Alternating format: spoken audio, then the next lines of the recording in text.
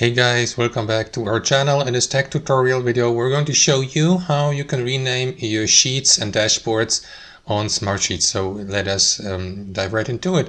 Head over to Smartsheet, log into your account and select your workspace on the left panel. And after that, expand your workspace here to the left. And after that, guys, there are basically two different ways how you can rename your workspace items, including dashboards and sheets. It works actually the same way. So one option would be to click into these three dots here next to the given sheet.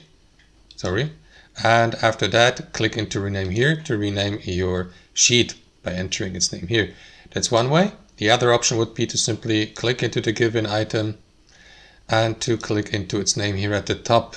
So let me rename that duplicate here. So what you want to do is simply click into its name here at the top, and after that, I don't know, my project or something like that.